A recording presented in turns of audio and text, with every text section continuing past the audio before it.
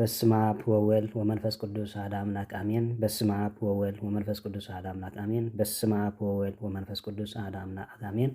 ሰላም ነፍቀርቲ እግዚአብሔር አምላክ ከመይ ሓዲርኩም ከመይ ውዒልኩም ከመይ ቀኒኹም።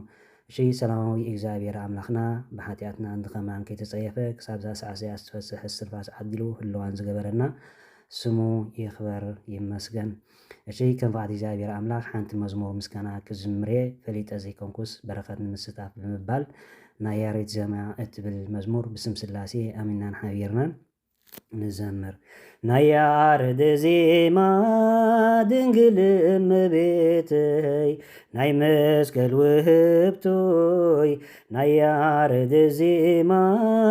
ድንግል እመቤተይ ናይ መስቀል ውህብቶይ በየናይ ልሳነይ በየናይ ቃላተይ ክብለክ ማርያመይ በየናይ ልሳነይ በየናይ ቃላተይ ክብለክ ማርያመይ ናይ ያሬድ ዜማ ድንግል እመቤተይ ናይ መስቀል ውህብቶይ ናይ ያሬድ ዜማ ድንግል እመቤተይ ናይ መስቀል ውህብቶይ በየናይ ልሳነይ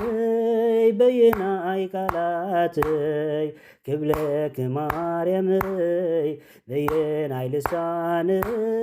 በየናይ ቃላተይ ክብለክ ማርያመይ ናይ ያሬድ ዜማ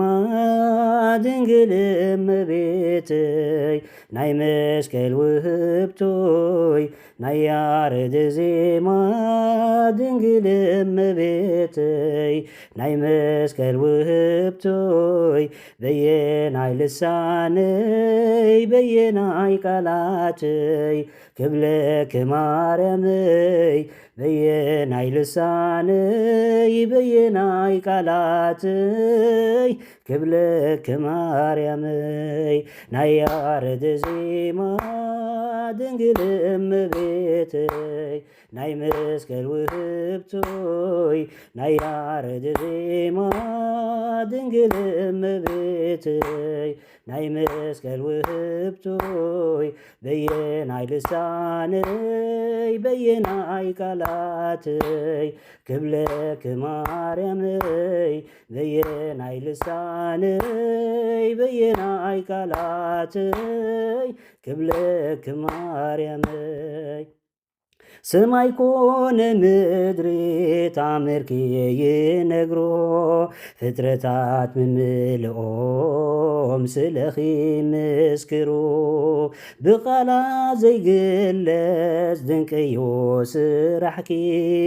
ድንግላት ደጎይታ የለን ዝመስለኪ ማርያመይ ድንግለይ ረዳኢተይ በጻሒታ ሽግረይ ኣብ ጭንቀተይ ታምራትኪ ብዓይነይ ሪኤ ኣለኹ ጽዮን ክብለኪ ድንግለይ ፈትየ ኣለኹ ናይ ያሬድ ዜማ ድንግል እመቤተይ ናይ መስቀል ውህብቶይ ናይ ያሬድ ዜማ ድንግል እመቤተይ ናይ መስቀል ውህብቶይ በየናይ ልሳነይ በየናይ ቃላተይ ክብለክ ማርያመይ በየናይ ልሳነይ በየናይ ቃላተይ ክብለክ ማርያመይ ጥበብ እግዚአብሔር ባኽ ተገሊጹ ንደቂ ኣዳም ኩሎም ድሕነት ኣውጁ ምኽንያት ድሕነትና ማርያም ንስኺኺ ተስፋ ኣዳም ኢኺ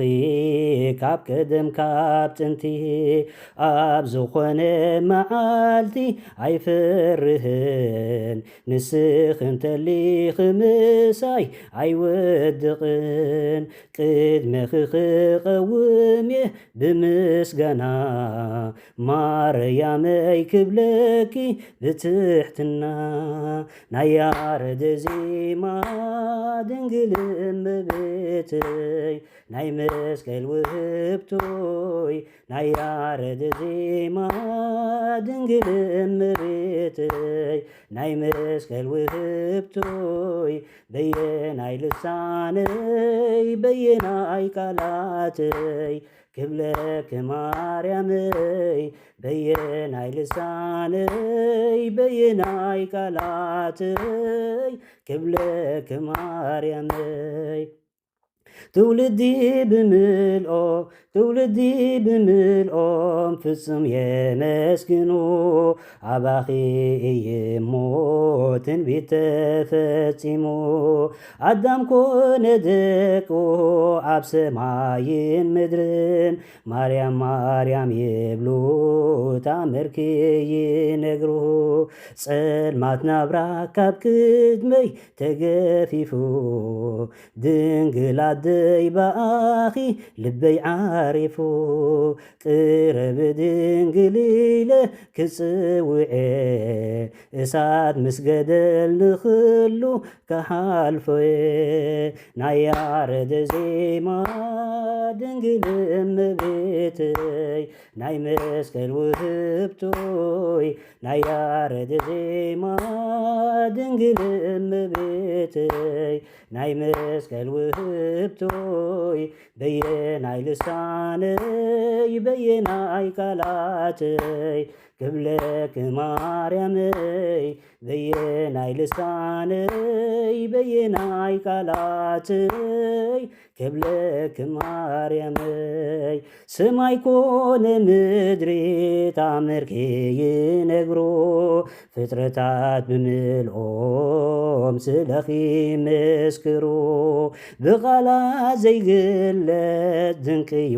ስራሕኪ ድንግል ኣደ ጎይታይ የለን ዝመስለኪ ማርያመይ ድንግለይ ረዳኢተይ በጻሒት ኣብ ሽግረይ ኣብ ጭንቀተይ ታምራትኪ ብዓይነይ ርኤ ኣለኹ ጽዮን ክብለኪ ድንግለይ ፈትየ ኣለኹ ናይ ያሬድ ዜማ ድንግል እመቤተይ ናይ መስቀል ውህብቶይ ናይ ያሬድ ዜማ ድንግል እመቤተይ ናይ መስቀል ውህብቶይ በየናይ ልሳነይ በየናይ ቃላተይ ክብለኪ ማርያመይ በየናይ ልሳነይ በየናይ ቃላተይ ክብለኪ ማርያመይ ናይ ያሬድ ዜማ ድንግል እመቤተይ ናይ መስቀል ውህብቶይ ናይ ያሬድ ዜማ ድንግል እመቤተይ ናይ መስቀል ውህብቶይ በየናይ ልሳነይ በየናይ ቃላተይ ክብለኪ ማርያመይ በየናይ ልሳነይ በየናይ ቃላተይ ክብለኪ ማርያመይ ኣሜን ኣሜን። ስለ ቅዱስ መዝሙሩ ዝኸበረን ዝተመስገነን ይኹን። ንዓይ ንድኸምሓውኹም ጽኒኢልኩም ስለ ዝሰማዕኹኒ እግዚኣብሔር ኣምላኽና ወትሮ ኣብታ ትገብርዋ ናይ ሕልና ጸሎትኩም ጽኒኢሉ ይስማዓኹም። ኣሜን። ስለ ቅዱስ መዝሙሩ ድማኒ ዝኸበረን ዝተመስገነን ይኹን። ሓናፅን መኻርን ርእይቶኹም ብምሃብ ንዝነበረኒ ጌጋታት ክትወርመኑ ድማኒ በዚ ኣጋጣሚ ኣቐዲመ እናተማሓፀንኩ ኣብ ኮመንት ክትገድፍለይ በቲ ዝሃብኩምኒ መሰረት ድማኒ ንጌጋታተይ ኣሪመ ከመሓይሽ በዚ ኣጋጣሚ ብትሕትና ይምሕፀን ማለት እዩ። ሰናይ መዓልቲ